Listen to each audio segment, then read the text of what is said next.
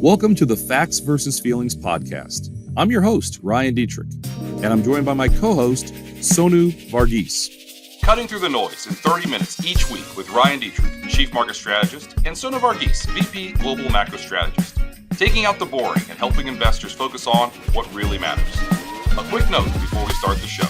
Investment advisory services offered through CWM LLC, an SEC registered investment advisor. Carson Partners, a division of CWM LLC, is a nationwide partnership of advisors.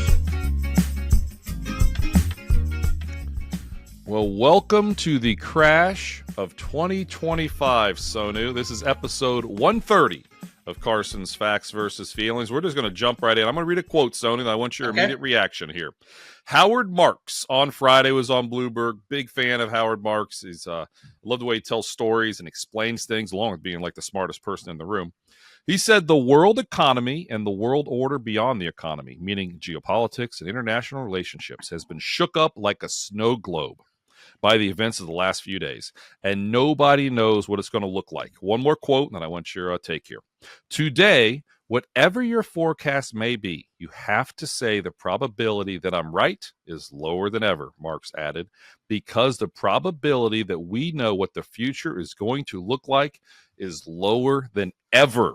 All right, Sonu, let's start there. What's your take on what Mr. Marks had to say on Bloomberg last week? My short thought is, summarizing that is we know nothing. Yeah. Right? I mean, that's one way to summarize it. That's what I hear. I've got a 17-year-old daughter. I hear that every single day. Yeah. But the other way is, look, I don't think I'm being hyperbolic, but maybe I am. You can tell me if I am. I think this is the biggest story of our careers. And you and I started our careers around the same time. We've been doing this for 20 odd years or so, right? Yeah. I think Trump's trying to completely reorient the American economy and America's relationship with the global economy, and pretty much in that process break a lot of trade connections. And as we'll talk about, if you break trade connections, that means you're also breaking capital connections, and that means how American companies generate profits. And this is not to say they will not continuously generate profits in the future. They will, right? We have a very dynamic economy, but how they do that may be very different when we look back at this point, say 3, 4, 5 years, even 10 years from now. And the other thing is every other crisis, you take 2008, COVID, even we had the EU debt crisis in Europe and then China, all of that in 2016. Every time, look, policymakers have come to support the economy. Which means what? They're supporting profits. And ergo, they're supporting markets. 2008 was a banking crisis, right? We've had banking crisis before. There was a playbook for it. I mean, it may have taken them some time to get it dusted off and put together, but they did. And then when COVID came, it was all there. So remember that alphabet soup of all those credit facilities? Oh, yeah. Yes. Muni, and they're buying bond ETFs, they're buying muni bond ETFs, like high yield bond ETFs, all of that's what the Fed is doing. Then we got the CARES Act. And this time, look, the White House, as I said, is, I don't want to say actively hostile, but maybe that's a way to think about it, to how the economy is currently working. I'm not saying they're hostile to economic growth, but I think they don't like the way the American economy is working right now. And I think that's a negative for how companies generate profits right now, right? Congress is not here. The Fed is on the sidelines because I think the first time in, 20, 30 years, there's an inflation constraint. If inflation was running at 1.5%, by now Powell would have spoken. You can be sure of that. But inflation's at 2.8%. And I think that's why the Fed is on the sidelines. Anyway, that's just my thought. Like, am I being over the top? I hope so. I'm going to say, I'll just go with that. Because, boy, I'd say I was on spring break last week, and I came back, and Thursday, Friday, I planned on just doing a little bit of work, getting a little caught up. And, oh, my goodness, Thursday and Friday, S&P fell, close to 5% on Thursday, 6% on Friday. Jim Cramer, big fan of Jim. I mean, I people get a reaction out of Jim. I think he's done a lot of great things for our industry, and I'm a fan. I've been on this show, and I mean, he's talking 87 crash over the weekend. A lot of people were worried about what was going to happen on Monday. You had China down 13%. You had Japan down close to 10%. I mean, it was a bloodbath. And then yesterday, so we're recording this on Tuesday. Yesterday morning on Monday, we come in, and Futures were down 4 or 5%. We opened up, and then let's see. So now I've got the times here. It was just one of the wildest days in our career. Literally, was on Monday. Let's see, where is it? I had it here somewhere. Like around 10, I think it was like 10:08. 10:08. There were this Eastern time, so call it 38 minutes after the open. Rumors that there was going to be a 90-day pause on the tariffs, and then within 8 minutes, the S&P rallied like 8.51%. Wow. Okay? And then the White House said, no, that's not true. And then the market sold off. But eventually we did rally. And the time we closed about flat, honestly, yesterday or Monday. The time you and I are doing this on Tuesday, we get a nice bounce. We'll see. A lot of volatility, and that could change in a hurry. I am of the opinion that I think the White House floated that out there. And they saw there was virtually an 8% rally in 8 minutes, and they had that in their back pocket. Then they said, no. And now we got the back and forth. I think the latest is 75 countries are willing to go back and forth. They're potentially working. I know we have Zimbabwe and Argentina now. Yeah, we just need the rest of them. We just need the rest of them. We need the rest of them. And I will say this, and I want your take on this. So Friday was just a bloodbath, down almost 6%. I mean, one of the worst days in history, down over 10% in 2 days. Extremely rare. Yesterday morning, Monday came in. The VIX didn't just spike above 50. It flirted with 60. I mean, you're talking some off of the charts washout, off the charts fear. I think only 2% of stocks in the S&P 500 as of Friday were above their 20-day moving average. I mean, this is talking, not saying that we don't know, but extremely washout material. But with China, they said, okay, 34. You give us 34% tariffs, we're giving you 34% tariffs. But they did give a lip. 54. Well, 54. That's true. We're adding 34. Yeah, you're right. Just keep adding numbers. Just keep making them bigger. And then President Trump was talking about adding another 50 on top. Anyway, we'll see. We'll see where it goes. But let's stick with what we know. We also know China also said, okay, April 10th when it's going to go into effect, because that's when the U.S. is going to go into effect. But China did say, you don't owe us the money for a month. And also, I think maybe more importantly, that no one talked about, because listen, Friday was a bloodbath.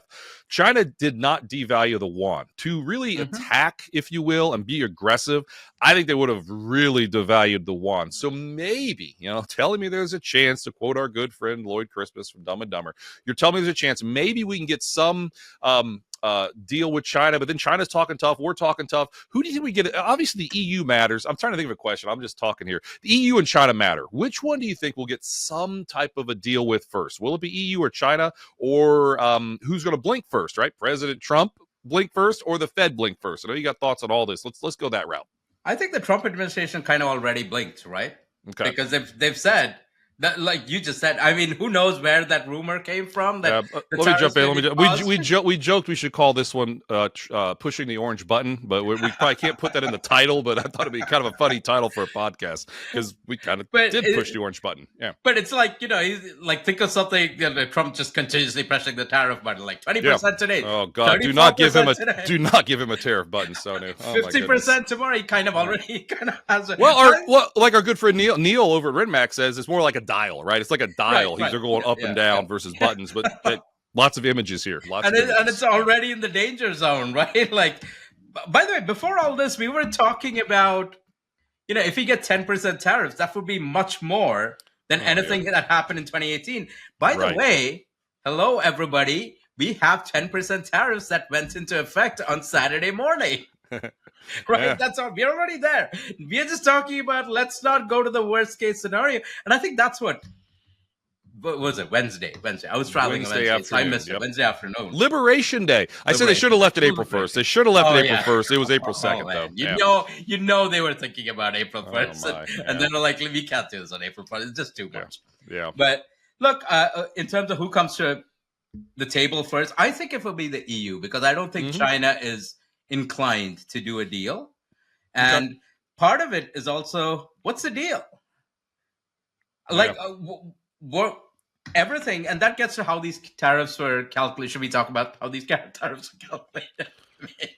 I don't know. We want to put everybody to sleep. We can do that for a few minutes. Thank you, ChatGPT, right? I mean, look, when you and I were talking about reciprocal tariffs, it was like, okay, India puts 10% tariffs on American goods, so we'll do the same. Vietnam puts 9%, so we'll do the same. Done. South Korea, by the way, puts less than 1% tariffs.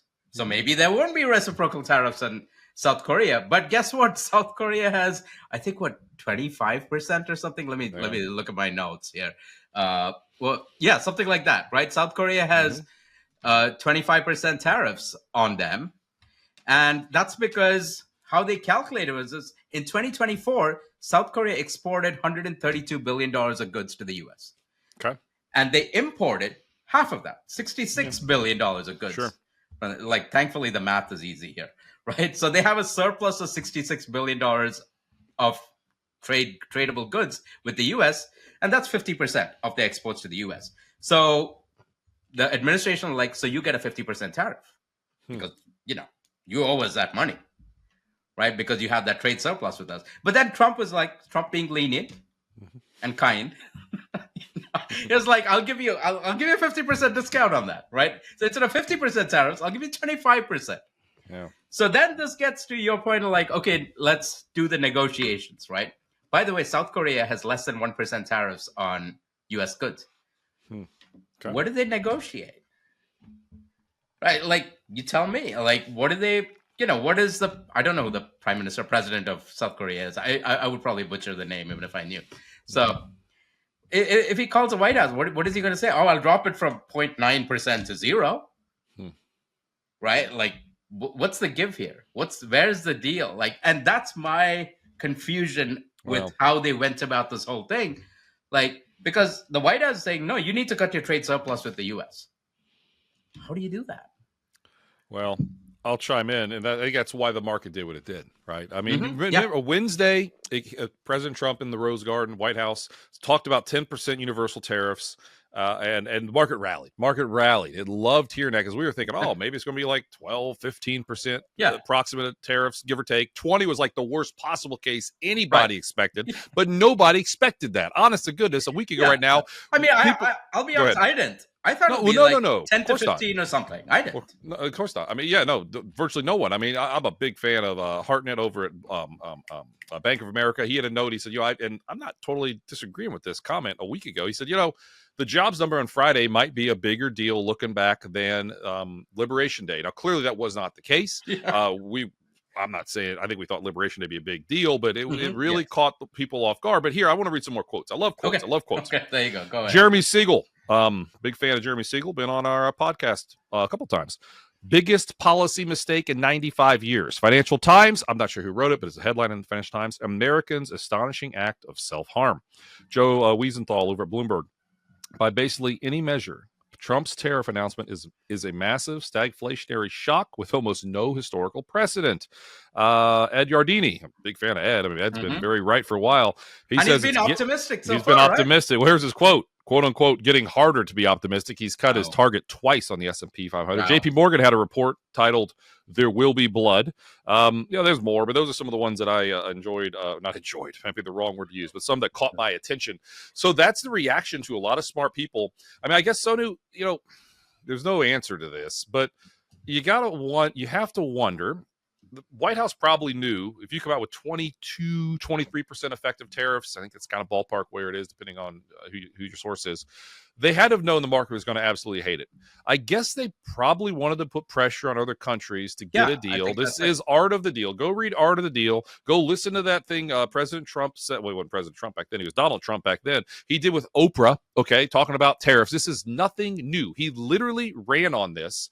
Everyone, including us, just thought it was going to be a negotiation tactic, and here we are with what happened. Now they can do the dial, like I said, the dial's already at 10%. Well, that's what I'm saying. Maybe they can turn it down. Maybe we can turn the dial down quickly. Is what I'm saying. So I guess it's just all. Let's hope. Hope's not a strategy. We manage money. We understand that. Yes, we've been overweight equities. Fortunately, as we've talked about on this very podcast, we've added some treasuries. We had some gold. We've had international exposure, which has been a lot better than U.S. exposure this year. It's still been rough. Your overweight equities. I don't care what you're doing. It's still been a rough go. But we've done some things in our portfolios the last 6 months or so that we're proud of that have helped alleviate a decent amount of this pain, but it is painful. I don't care who you are. So what I'm getting at is it all just part of the master plan to cause a lot of pain to everybody else and hopefully bring the dial down soon? I mean, I don't know. Is that what it is, you think? I mean, maybe, but I'm trying to figure out, we are in the business of that. We have to figure this out, right? Yes. We have to read the tea leaves, right? We've had some late nights for about 4 or 5 nights in a row trying to figure this out. So, yeah. Look, I'm trying to get a sense of what is the goal here. I hear you. Because I've heard various goals. One is, okay, let's reshore manufacturing. And let's be clear, that can only work if prices go up. You mentioned Joe Weisenthal over at Bloomberg. He said this is a massive stagflationary shock, which means, prices go up. Now, only if prices go up, let's be clear, will Americans switch from foreign goods to American manufactured goods. Okay. That's the only way. That's how you get like import substitution. That's how you reshore manufacturing, right? The goal, in fact, the feature is inflation. It's to increase prices. We'll put a pin in that. We'll come back to the whole inflation question and the Fed and all that, right? The other thing is that, okay, that's one. But on the other side, they say, we want the ERS, the External Revenue Service, which is going to collect revenue instead of the IRS, the Internal Revenue Service, right? But look, if you're raising hundreds of billions of dollars in tariff revenue, that means what? You're still importing a lot. There's no import substitution. There's no reshoring, right? We're going to continue importing a lot of goods from foreign countries and be accepting, higher prices at that time. We're not going to substitute for American goods, maybe because we don't even have that, a lot of these things, right? And the government gets tariff revenue. I think Tom Lee in a note said it well. You're taking Apple's profits and putting it into the U.S. government.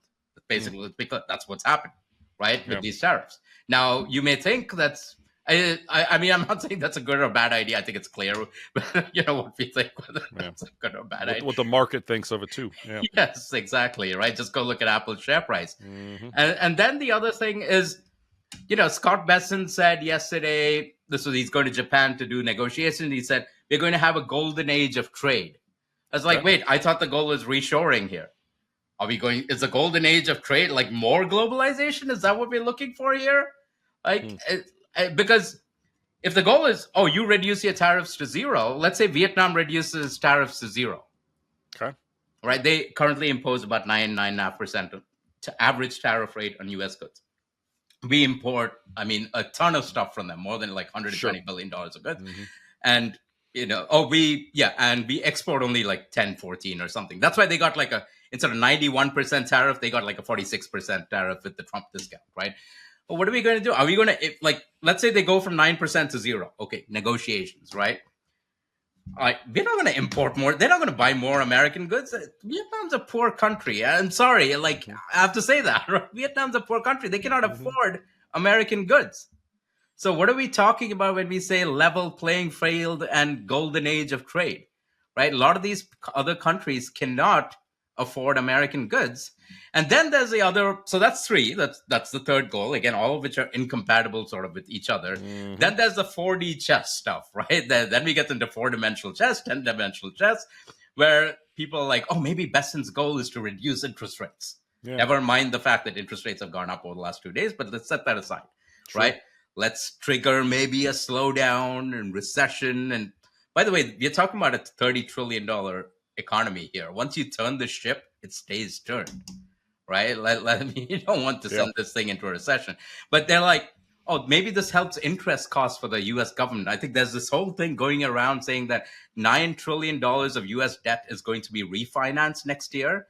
And so we need to reduce rates. By the way, that's all short-term bills, and a lot of the government debt is going to be short-term bills as well. It's always short-term bills.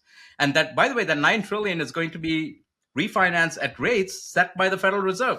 You and I know the Fed sets the short-end rate, right? And if you want that rate to go down, what do? You try to get inflation down. You don't try to pursue policy that sends inflation the other way, right? So I you're laughing at me, And then, I don't know what to say. Like, what do you do? And then he's like, Bessent was like, you and I saw this video, I think which is very interesting because he says, once you lower rates, that lowers debt costs for the lower 50%. Right. And we are more worried about the lower 50%. I sympathize with that because the lower 50% doesn't own stocks, which is not true, by the way, right? The bottom 50% by percentile of income, right, own about at least $3 to $4 trillion in stocks. A lot of it in defined contribution plans, basically your 401ks and 403bs, things like that. Right. Right. And so that's a fourth rationale. Or maybe there's four-dimensional chess. And then there's a whole other thing. Or maybe it's a Mar-a-Lago Accord, right? I want to get into it. It's basically like we impose massive tariffs on all of these countries, including our allies. So they have to come to the table. And then we tell them, look, you guys buy a lot of U.S. debt, short-term bonds. Mostly it's short to intermediate-term bonds, like 0 to 6, 7 years. Give that back to us. We'll give you 100-year bonds. That's a restructuring. It's a debt restructuring. Ryan, when have you heard about debt restructurings? When companies are in trouble. Yeah. When companies go bankrupt is when you do debt restructurings, right? Like this is the president's chair of the Council of Economic Advisors who put this paper out talking about this Mar-a-Lago Accord thing, where he's literally talking about a debt restructuring for the U.S. debt. And basically is saying treasuries are no longer a safe haven. Mm-hmm. So anyway, all of this is in the mix, and that's why I am trying to figure out, okay, what's the goal here? What's the end game? Now, the end game is we want lower deficits, period. Yep. The other side of lower deficits, the trade deficit, is exactly the opposite of the capital account surplus. You know, we buy more goods from the rest of the world. We send US dollars abroad. What do they have? They have US dollars. What do they do with that? They could buy more goods from us. In an ideal world, that would be what happens, and then that would be good for US manufacturing. They don't do that. Instead, they buy US stocks, they buy US bonds. Over the last 20 years, what did we see? Massive inflows from abroad into US bonds first, into 2000s, 2010s, and then big inflows into US stocks because these stocks have outperformed over the last decade, as we know, right? Think about anytime, for listeners out there, if you think trade deficit, at the same time, think about it as capital inflows. You reduce the trade deficit to zero, think about you're reducing the capital net inflows to zero as well. What does that do for U.S. stocks? What does that do for U.S. bonds? I don't know the answer to that. I don't think anybody knows the answer to that. So that's why it goes back to Howard Marks's code. I mean, like I summarized, like nobody knows anything right now. Yeah. Howard just said it best. It's a shook up snow globe, and nobody knows what it's going to look like on the other side. Sorry, I went on and on, but I just had to say it. No, you got it off. Do you feel better, by the way? No. You should have laid down on the couch. I should have had you lay on a couch. Like, you know, I know, talk to your shrink there. My wife is a psychologist. I should just go upstairs. That's true. She's probably sick of hearing this. She doesn't want to, I'm guessing she doesn't want to hear about trade deficits anymore from you. So yesterday, which again was Monday, Stanley Druckenmiller, one of the greatest traders of all time, someone I've learned a lot from, read from. He doesn't do a lot on X. He does not do a lot on X. He did a post yesterday, and I'm going to give the quick and easy part of this. He said, I do not support tariffs over 10%. A pretty influential guy saying that. Mm-hmm. Larry Fink, at the New York Economic Club yesterday on Monday with a bunch of CEOs said, quote unquote, we're probably already in a recession, according to what he's hearing from a lot of other CEOs. So we've got that. We'll put a pin in that. We'll come back to that. Yeah, we'll come back to that. We kind of disagree, but hey, listen, we could be heading there. Let's see here. We had less than 20% of all the stocks on the S&P 500, according to Jason Gephardt, just yesterday, above the 200-day. Again, this is flush out, washout area. According to Jason's data, a year later, S&P up about 18% on average, higher 74% of times. Honestly, 74% of times about your average year, but you have more swings, potentially higher. We were down 4.5% 2 days in a row last Thursday and Friday. So no, that's really rare. You're talking 87, you're talking 2008 a couple times, and you're talking the COVID. And we never want to talk about those. No, we don't. But the good news, if there's any good news, 1 year later, up 4 out of 4 times. Small sample size, yes, but it is what it is. Up 34% on average. The final one I wanted to touch on, something called an RSI. Overbought, oversold indicator, right? It's a 14-day RSI, fairly standard one. If you look at the S&P 500, 45% of all the stocks in the S&P 500 had an oversold RSI. So they were oversold. Not shocking, right? Market's been crushed, so of course it's oversold. That's the highest since COVID. And 1 year later, higher 10 out of 11 times, up about 18% on average for the S&P. Last time we saw that was late February of 2020. I mean, there's more I can talk about, but the reality is AAII, who I would give a lot of credit to, we've talked about this before, that poll's been quite right. People have been pretty bearish for 5 weeks. Well, this is a great 5 weeks to probably be a little bearish. Wait. Go ahead. I want to ask you, should we be giving credit to bears? No. Oh, I know where this is going. But we'll go there in a second. But I will say this: they came in over 61% bears, which is the third highest ever. October of 1990, literally the week of the lows, and then March of 2009, literally the week of the lows. The only other two times there were that many bears in that particular thing. Now let's go that route because there are some well-known bears, bears that have been bearish for a long time, and now they're beating their chest, quite optimistic they're quite happy that they were right. And it's kind of like in COVID when everything was pretty good. A 100-year pandemic caused a 34% bear market in 5 weeks. These bears were very loud then, but it wasn't like their analysis called for the 100-year pandemic. No. It's not, honest to goodness, like too many people truly expected this much, I don't know, orange button, if you will, coming out of Washington. We'll call it, I guess. I don't know what we'll call it. It's somebody like bam, bam, bam. What is your What is your take on that? Were the bears really right, or I don't know? Were they right? I guess. No. Mm-hmm. Okay. No. All right. I mean, yes, in a way that look, you want to be right for the right reasons. Yes, you could be wrong for the wrong reasons. I know in this business you'll take luck where we can get it. But at the end of the day, everything we do is a process. Okay. Even when I think Sam Rowe has said this well before, earlier, at the end of the year, Wall Street puts out its targets. We kind of do as well. Yeah. Which is not to say we just have to put something out. But it's not to tell you, the S&P will exactly hit that level, 6,000 or 55, whatever it is, right? It's more of how are you thinking about things? What is your process that got you there? Okay. That end level probably doesn't matter as much as the process does, right? With the bears, I'm like, yes, it's, yes, we got a, near bear market, let's say. But, let's say, you're like, what led you to that analysis, right? And that analysis was entirely wrong. Right.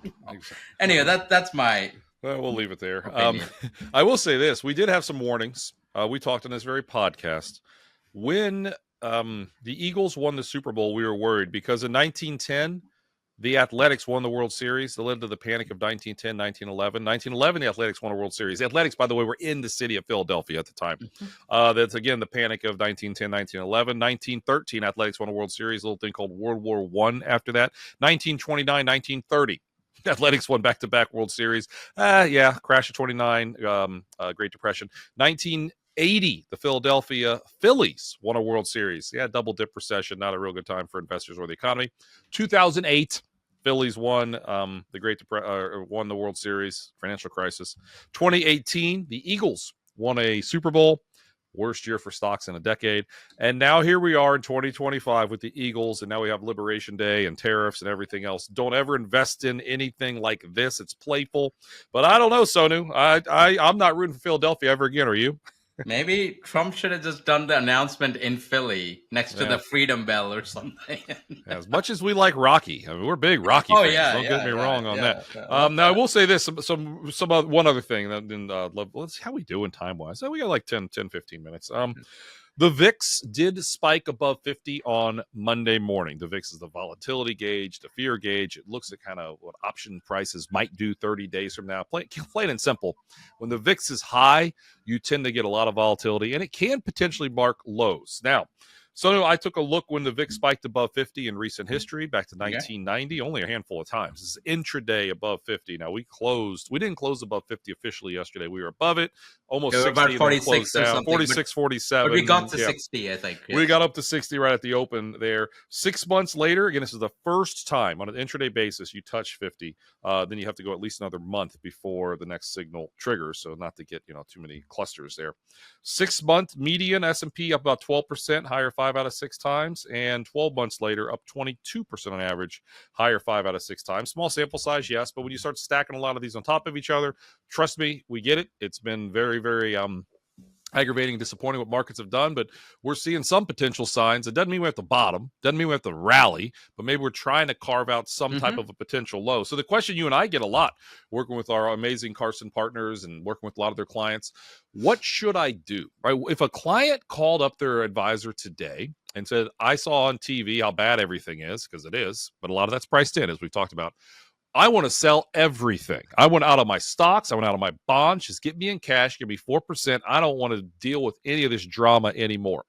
What would you tell that financial advisor they should tell their clients on it? I mean, one thing is, if you, assuming this is a client as opposed to a prospect, Let's call it a client. Let's call it a client client you've had for 30 years that you made a lot of money with, but they just can't take it.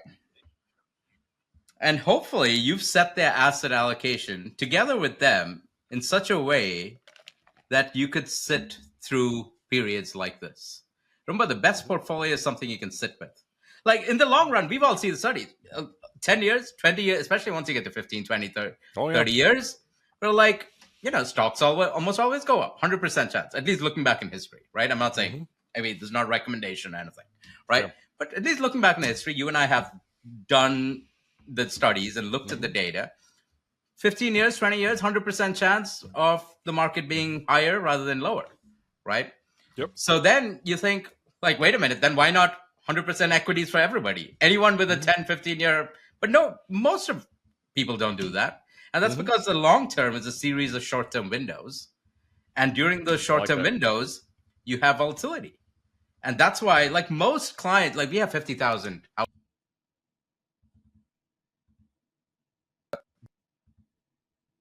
And I'm sure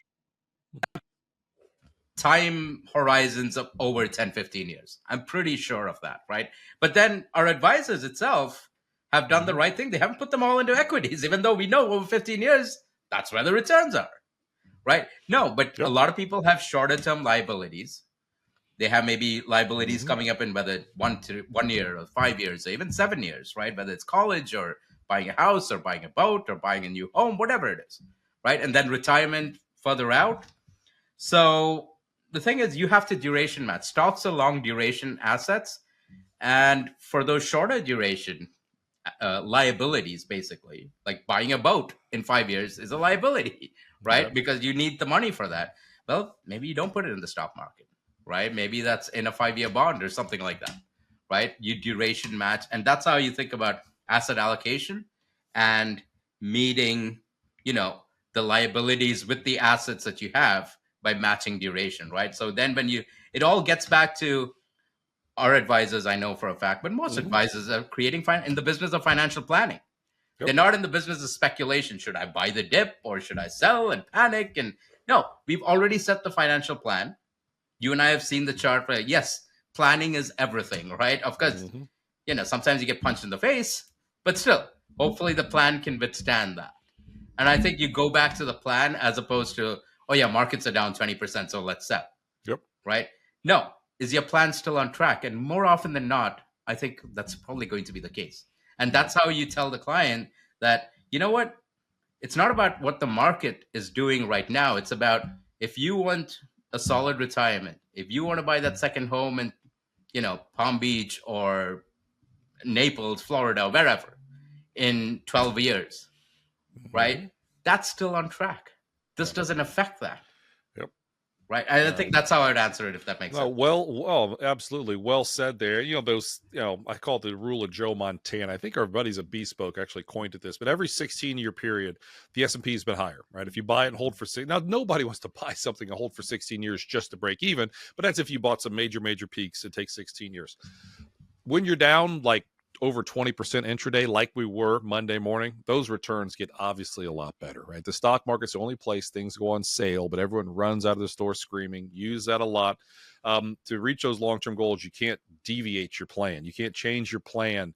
Bert White, our CEO here, he says, the time to hunker down is not during the eye of the storm. I mean, you want to hunker down during the eye of the storm, but it's not time to figure out what you're going to do. You should have been preparing before that storm came, right? Exactly. And that's, I think that's what so many advisors do. Our Carson partners, our Carson advisors do that every day.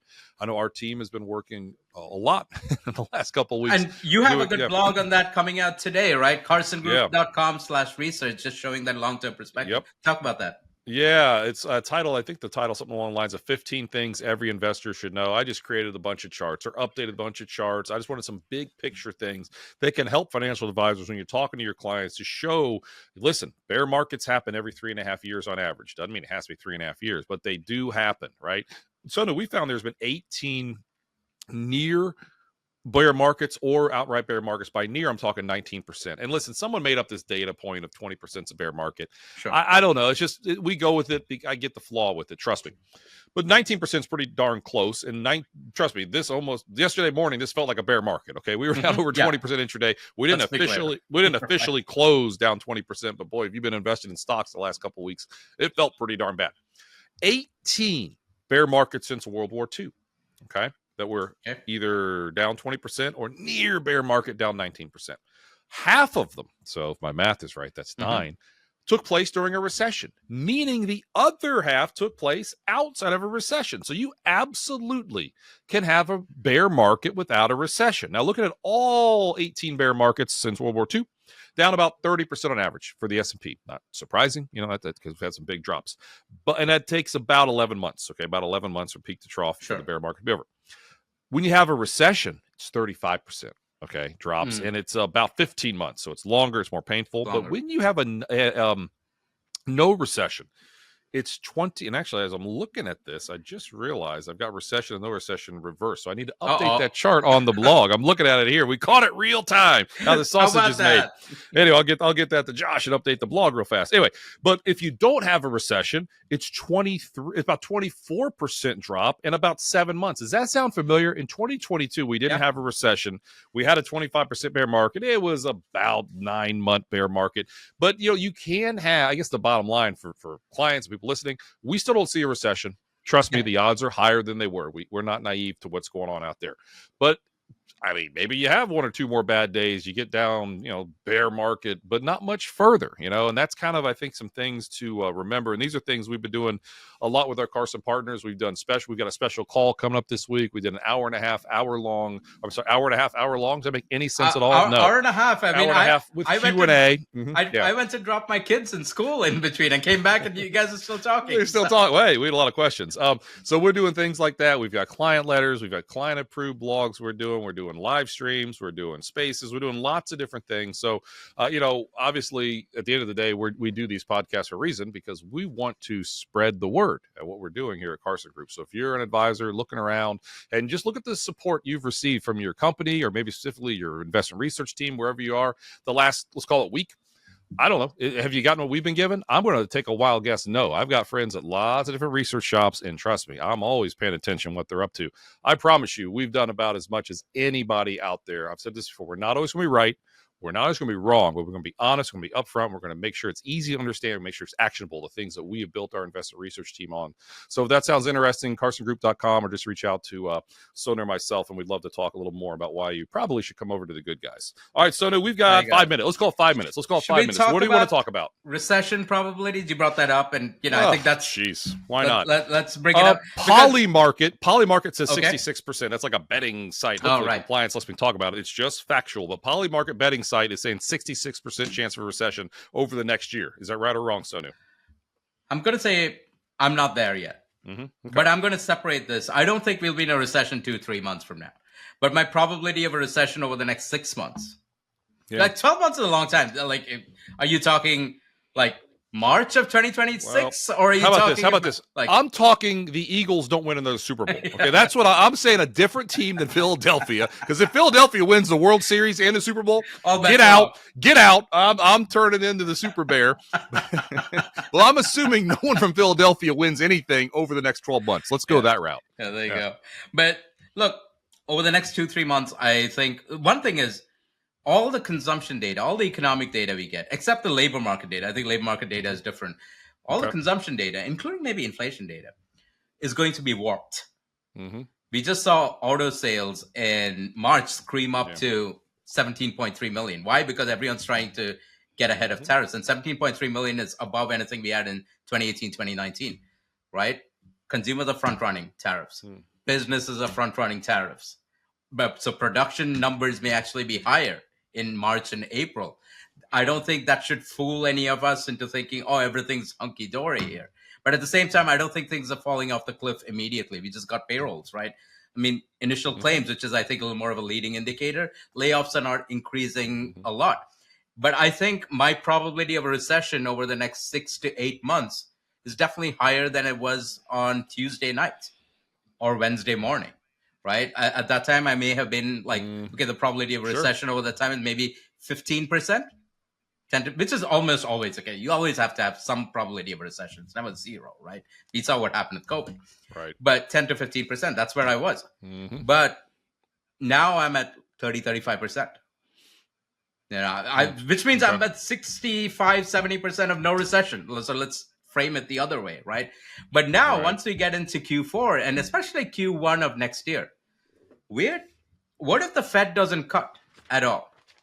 I think that's a strong possibility. It's not my base case. But look, the market is expecting 4 to 5 rate cuts this year. And I think that's because the market expects a recession. Let's be clear, right? The market's expecting the unemployment rates to go up to 4.5%, maybe something like that.